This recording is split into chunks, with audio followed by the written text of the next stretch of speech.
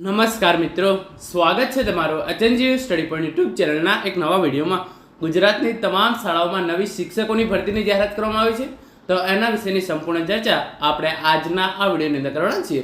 ગુજરાતની કઈ શાળાઓની અંદર શિક્ષકોની ભરતી કરવામાં આવશે, કેટલી જગ્યાઓ માટે ભરતી કરવામાં આવશે, આના માટે જે છે એ ફોર્મ ક્યારે ભરાશે, તમને કેટલો પગાર મળવાપાત્ર રહેશે, લાયકાત તમારી શું હોવી જોઈએ, એની સંપૂર્ણ ચર્ચા આપણે આજના આ વિડીયોની અંદર કરવાના છીએ.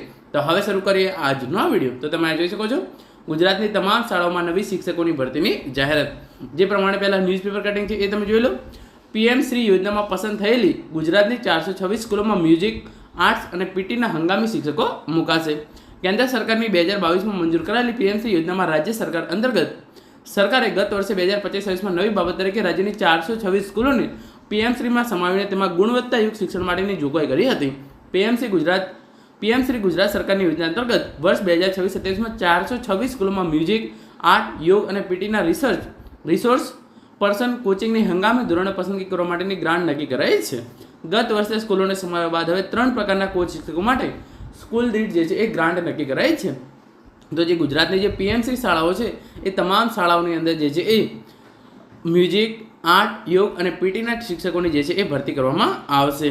આ તમે અહીંયા જોઈ શકો છો. સમગ્ર શિક્ષા હેઠળની ગુજરાત શાળા શિક્ષણ પરિષદ દ્વારા તમામ જિલ્લા પ્રોજેક્ટેડ કોઓર્ડિનેટરો તથા ડીપીઓને સર્ક્યુલર કરવામાં આવે છે, જેમાં જણાવ્યા મુજબ પીએમસી યોજના હેઠળ સમાવેલી 426 સ્કૂલોમાં વર્ષ 2026-27ના વર્ષમાં શાળા દીઠ સંગીત, ચિત્ર અને સ્પોર્ટ્સના શિક્ષકો કોચિસ હંગામી ધોરણે નિમવા માટે સૂચના અપાઈ છે અને ત્રણેય વિષયની અંદર પ્રવૃત્તિ માટે ₹86,400ની ગ્રાન્ટ મૂકવામાં આવી છે. એટલે કે જે પણ શિક્ષકોની નિમણૂક કરવામાં આવશે એમની નિમણૂક જે છે એ 100 દિવસ માટે કરવામાં આવશે અને દરરોજ તેમને જે છે એ ₹864નું જે છે એ મહેનતાણું ચૂકવવામાં આવશે. તો કુલ બજેટ છે ₹86,400.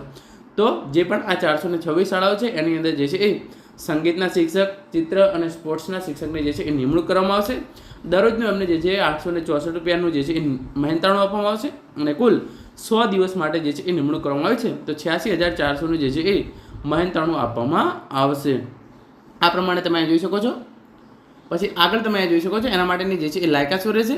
તો યોજના અંતર્ગત રિસોર્સ પર્સનની સેવા માટે પ્રતિશત 86,400ની ગ્રાન્ટ મંજૂર કરાઈ છે. હાજરીના દિવસો મુજબ દૈનિક 864નું ઉચ્ચક મહેનતાણું PFMS દ્વારા સીધું બેંક ખાતામાં ચૂકવવામાં આવશે. લાયકાતમાં આર્ટ માટે ફાઇન આર્ટ્સ, સ્નાતક અને ડિપ્લોમા અથવા ATD, સંગીત માટે સંગીત વિશારદ કે બી મ્યુઝિક અને સ્પોર્ટ્સ યોગા માટે CPEd, DPEd અથવા BPEd કે યોગા સ્નાતકની ડિગ્રી અનિવાર્ય છે. તો આ પ્રમાણે તમે જે છે એ કોઈ પણ ડિગ્રી મેળવેલી હોય તો તમે આ ભરતી માટે જે છે એ ફોર્મ ભરી શકશો. અને આના માટે જે છે એ જે તે શાળા દ્વારા તમે જોઈ શકો છો આની ભરતી કઈ રીતે થશે. ભરતી માટે ઉમેદવારે વ્યક્તિગત ધોરણે અરજી કરવાની રહેશે. કોઈ સંસ્થા કે એજન્સી માન્ય ગણાશે નહીં. શાળા વ્યવસ્થાપન સમિતિ સોશિયલ મીડિયા કે જાહેર શાળાએ જાહેરાત થઈ 7 દિવસની અંદર અરજી મંગાવશે અને મેરિટના આધારે જે છે એ પસંદગી કરવામાં આવશે. નિમાયેલા શિક્ષકોને આચાર્યને સમયપત્રક મુજબ તાલીમ આપવાની રહેશે અને SMC દર મહિને કામગીરીની સમીક્ષા કરી સંતોષકારક ન હોવા પર ઓર્ડર રદ કરી શકે છે.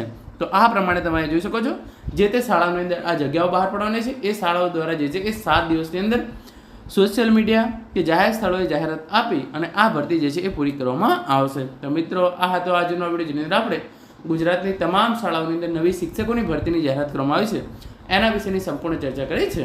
Thank you so much for watching.